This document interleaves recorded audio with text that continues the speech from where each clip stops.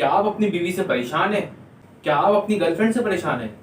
क्या आप अपने मालिक से परेशान हैं? आप अपने मकान मालिक से दुखी हैं? क्या आप अपनी पहली बीवी के दूसरे बच्चे से परेशान हैं? पहली बीवी के दूसरे बच्चे, ये कैसा एग्जांपल हुआ? So hello guys, this is Arpi Jain, MB40 for spoken English classes. तो गाइस, सेंटेंसेस तो आपने देख लिए। जब भी हम किसी चीज से परेशान हैं या हम ऊब जाते हैं तो उसके लिए हमें जो सेंटेंस बनाने हैं, जो रूल है, आज वो इस वीडियो में हम देखने वाले हैं। तो जैसा कि आपने देखा कि मैं अपने काम से परेशान हूँ या अपने काम से ऊब गया हूँ, मैं अपने दैनिक दिनचर्या जो अपना डेली रूटीन है उससे ऊब गया हूँ, या मैं बोर हो गया हूँ, या मैं पक गया हूँ। तो जब हम बोर हो जाते हैं, ऊब जाते हैं, पक जाते हैं, तो उस चीज के लिए हमारे क्या रूल्स हैं वो आज हम इस वीडियो में देखने वाले हैं। So let's go ahead. चलिए, तो फिर यहाँ पे आप देखिएगा, देख सकते हैं कि यहाँ पे there are 4 rules which I have written on the board.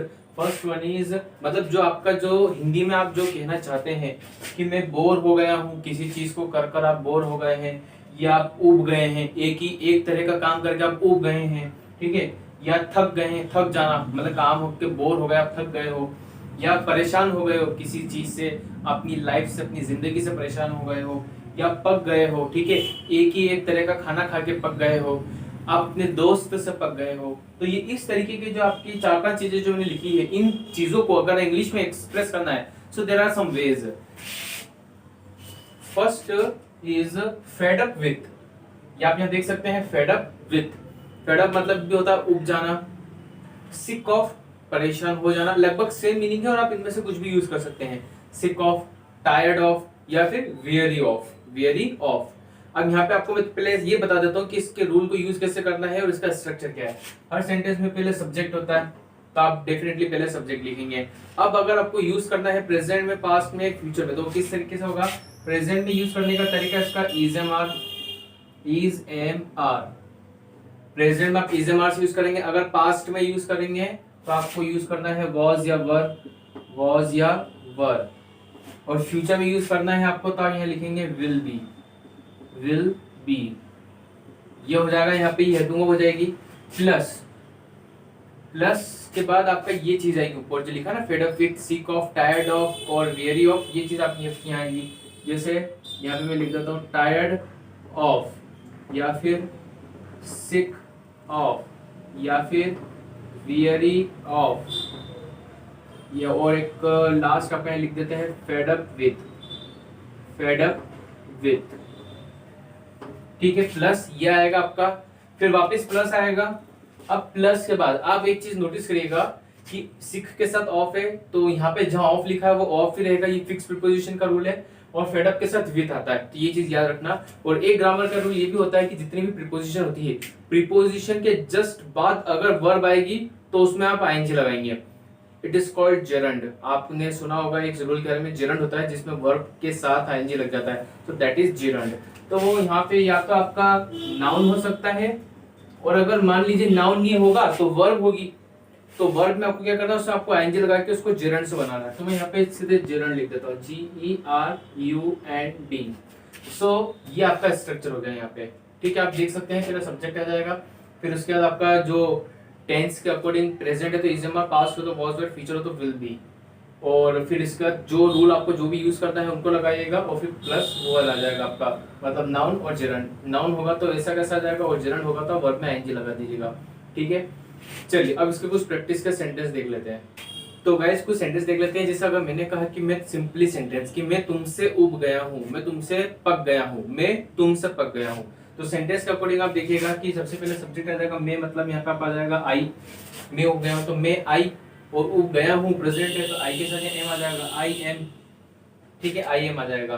फिर आप फेड अप रूल देख सकते हैं, तो आप फेड अप यूज कर लीजिएगा, I am fed up with, fed up with you, ठीक है, I am fed up with you. मैं तुमसे उब गया हूं, I am fed up with you. अगर आपको इसको पास्ट में बोलना है कि मैं तुमसे उब गया था, तो यहाँ पे आप क्या लगा देंगे, I was fade up with you, मैं तुमसे उब गया था।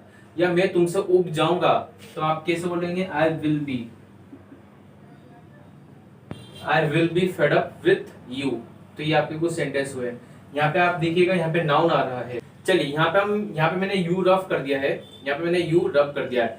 अब एक और नाउन से मैं एग्जांपल देता हूं कि मैं अपनी लाइफ से ही परेशान हो गया हूं, मैं अपनी जिंदगी से उब गया हूं, तो I am fed up with my life. ठीक है, माई लाइफ। आप कुछ और बोल सकते हैं कि I am fed up with my wife, मैं अपनी बीवी से उब गया हूं। ठीक है, आप ऐसा बोल सकते हैं। I am fed up with my girlfriend, तो अपने मैं गर्लफ्रेंड से उब गया हूं।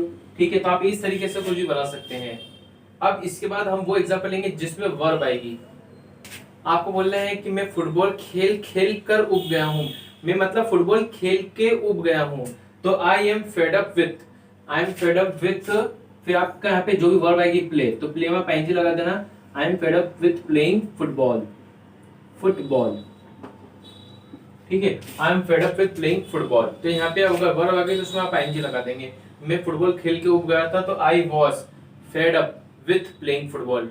आप ये बोल सकते हैं कि मैं एक जैसा खाना खा के उब गया हूं, तो आप कैसे बोलेंगे? I am fed up with, फिर यहाँ पे आप खा के तो ईटिंग आ जाएगा, eating same food, eating same food. मैं एक खाना खा के उब गया हूं, I am fed up with eating same food.